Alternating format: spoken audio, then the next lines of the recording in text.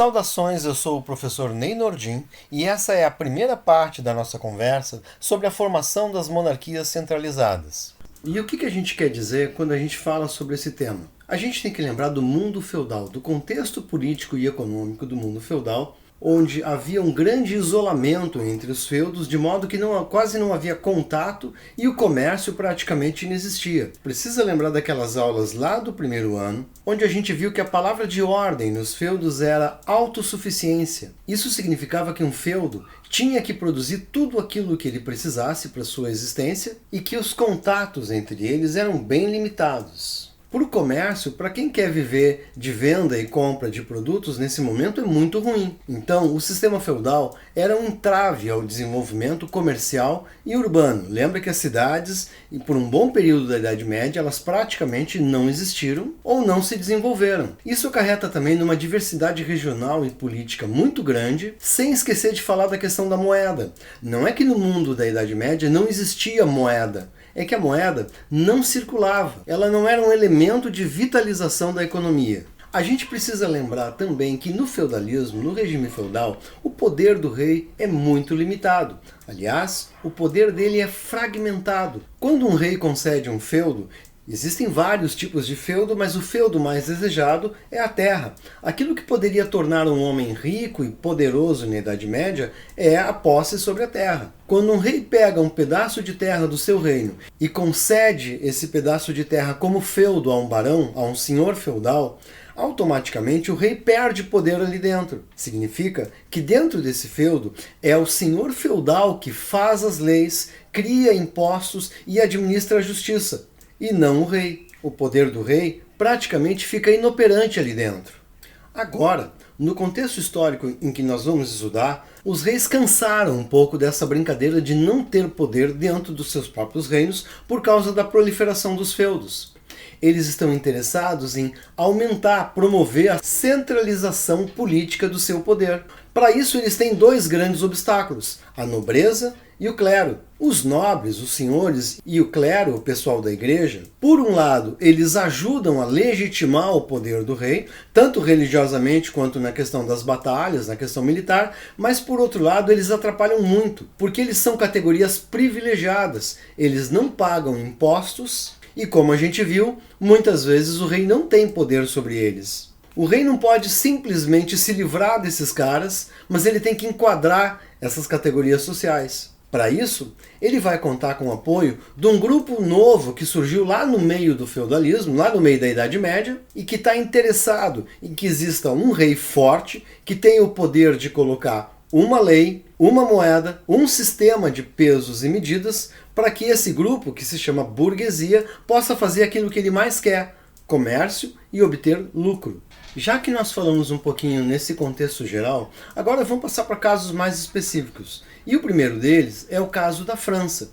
O monarca Hugo Capeto inaugurou no ano de 987 a dinastia Capetingia. E dessa dinastia, um primeiro monarca que precisa ser citado é Filipe Augusto. Ele se empenhou em estender a cobrança de impostos por todo o reino da França. Lembra que eu falei que dentro de um feudo o rei não tinha poder nem de tomar decisões, nem de cobrar impostos. O motivo que ele usou é que a França estava em guerra contra os ingleses e ele precisava de dinheiro para a formação de um exército permanente e não apenas daquele exército feudal que lutava por um número de dias limitados. Ele também se empenha na criação de fiscais do rei, que tinham o nome de bailius ou senescais.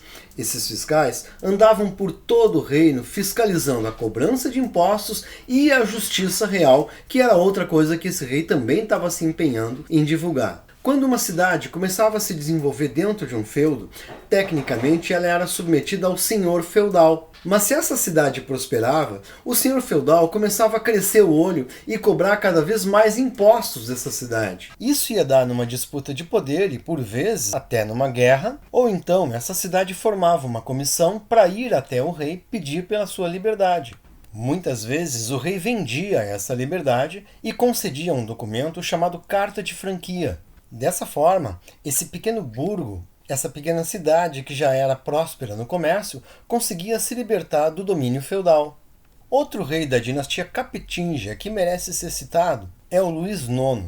Ele se empenhou para aumentar o alcance dos tribunais reais, de modo que a sua lei prevalecesse em todo o reino. E também trabalhou para que houvesse uma moeda oficial de alcance em todo o território nacional.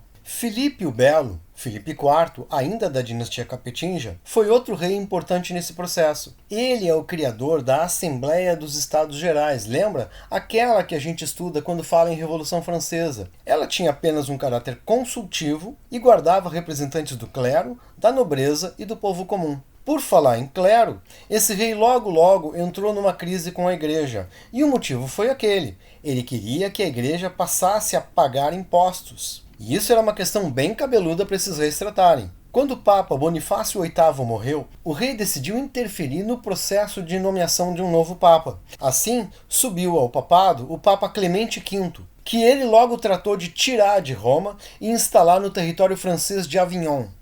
Esse período de um Papa praticamente prisioneiro no território da França ficou conhecido como Cativeiro de Avignon e durou de 1307 até 1377, 70 anos, portanto. Lógico que a resposta de Roma seria a nomeação de um novo Papa. Esse período ficou conhecido como Cisma do Ocidente, um período em que a Igreja Católica Apostólica Romana teve dois papas. Um deles era Clemente VII em Avignon, conhecido como Antipapa ou carinhosamente chamado de Papa do Demônio, e Urbano VI, Papa de Roma.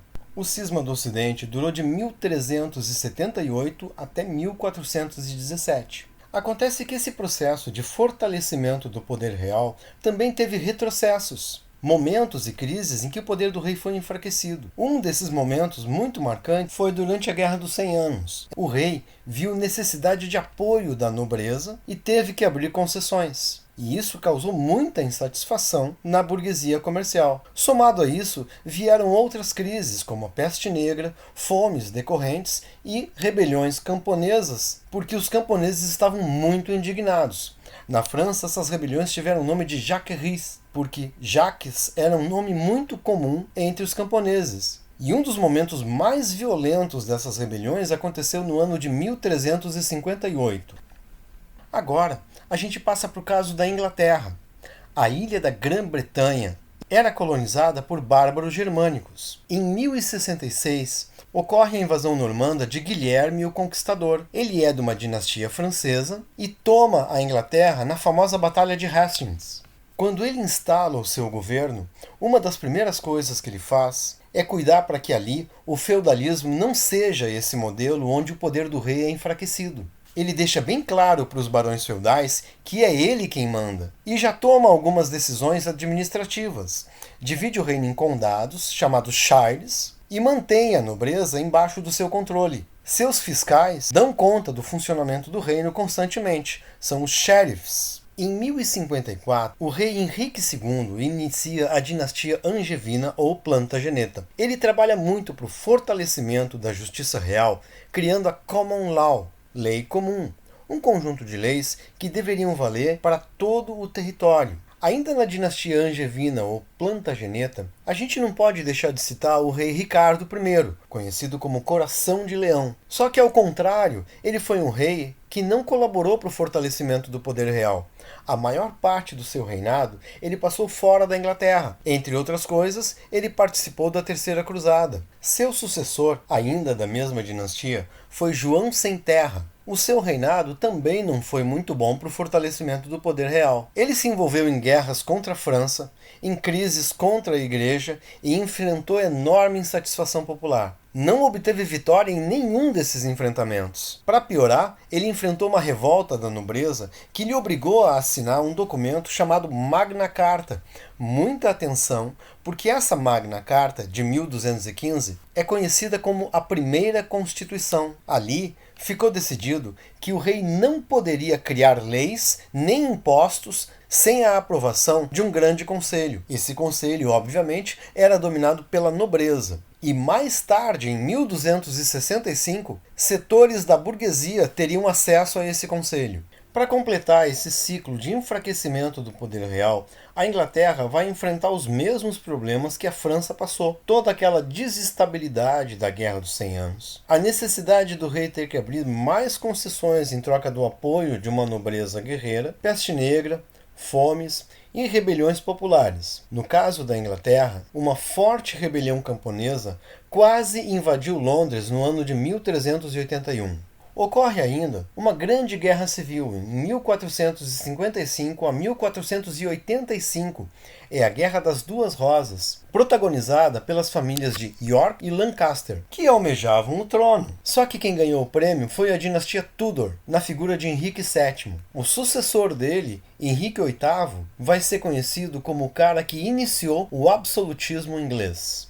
Bom, a gente fica por aqui e encerra essa primeira parte da nossa aula sobre a formação das monarquias centralizadas. Nós vimos o caso da França e da Inglaterra. A gente continua na próxima aula falando sobre o Sacro Império Romano-Germânico e sobre os casos de Espanha e Portugal na Península Ibérica. Um abraço e até a próxima!